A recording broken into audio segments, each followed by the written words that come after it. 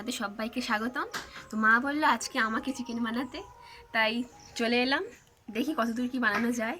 মা অবশ্যই সাহায্য করবে। চলুন দেখা যাক কেমনভাবে বানাই। তার জন্য নিয়েছি পেঁয়াজ, টমেটো, কাঁচা লঙ্কা চিরা, রসুন বাটা, আদা বাটা, আর নিয়েছি মিট মশলা।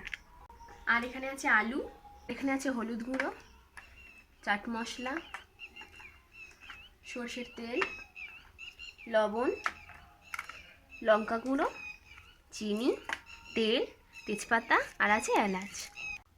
উনুনটা ধরিয়ে নিয়ে কড়াটা বসিয়ে নিলাম। কড়াতে প্রথমে রিফাইন তেল দিলাম। আলুগুলো প্রথমে ভেজে নেব।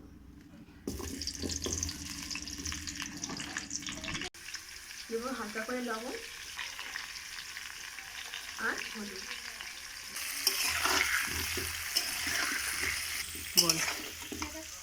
আলুগুলো ততক্ষণ ভাজতে থাকো, আমি ততক্ষণে মাংসের মধ্যে মশলাগুলো মাখিয়ে নেব। মাংসের মধ্যে প্রথমে আমি সরষের তেল দেবো, এরপরে লবণ দিচ্ছি, এরপরে দিচ্ছি হলুদ গুঁড়ো, এবারে খানিকটা পেঁয়াজ আর রসুন নিয়ে ভালো করে মাখিয়ে নিই। আদাও দিয়ে দিলাম, এবারে ভালো করে মাখিয়ে নেব।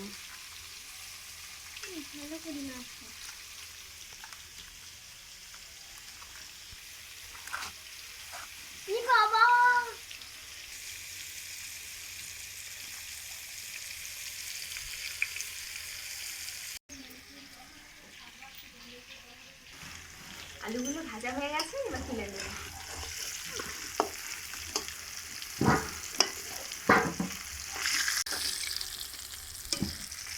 ওই তেলের মধ্যে প্রথমে আমি রসুন দিয়ে দেব,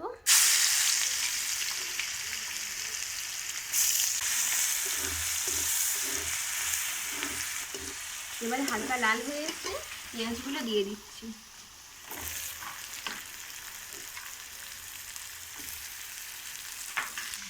এবারে পেঁয়াজের উপরে হালকা চিনি দিচ্ছি, এটা দিলে রং হবে যেমন, খেতেও তেমন ভালো হবে।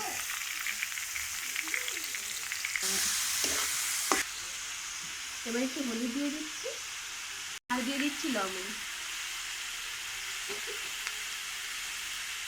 টমেটো, কাঁচা লঙ্কা আর আদা দিয়ে দিচ্ছি।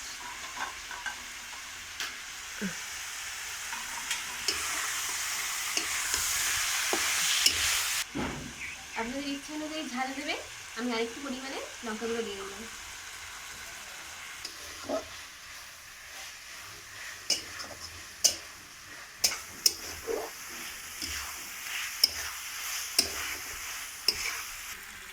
এবারে দেবো চাট মশলা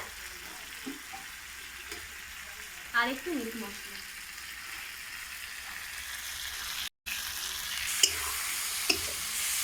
মশলা কষানো হয়ে গেছে, এবারে আমি মাংসগুলো ধীরে ধীরে দিয়ে দেবো।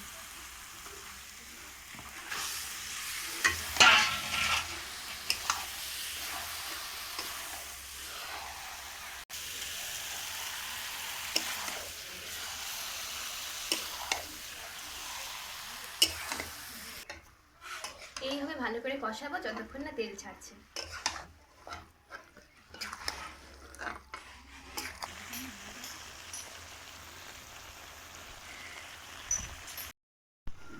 মাংসগুলো কষানো হয়ে এসছে, এবারে আমি আলুগুলো দিয়ে আরো 2-3 মিনিটের মতো কষিয়ে নেব।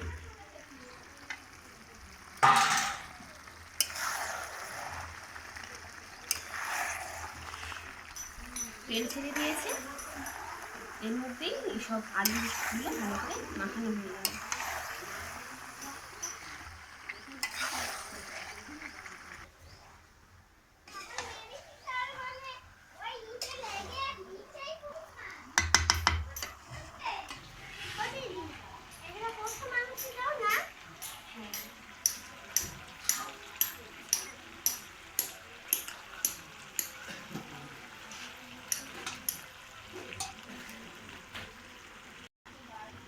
খুব গরম, খেয়ে বলো কেমন হয়েছে।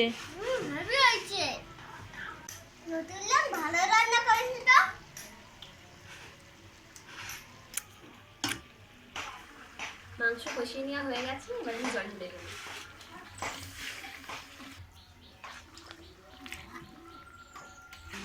একটু গ্রেভি গ্রেভি করবো, তাই বেশি জল দিলাম না, আপনারা আপনাদের পরিমাণ মতো জলটা দিয়ে দেবেন।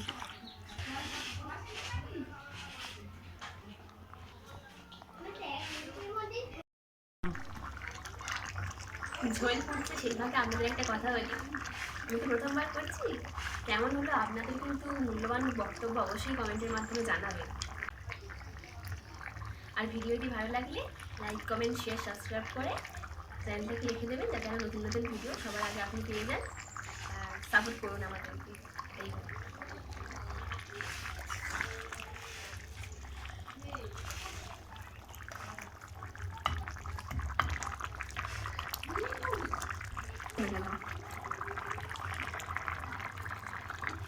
মাংসের ঝোল একদম রেডি। দেখে তো মনে হচ্ছে ভালোই হয়েছে, এবারে খেয়ে দেখার পালা। দেখা যাক মা কি বলে।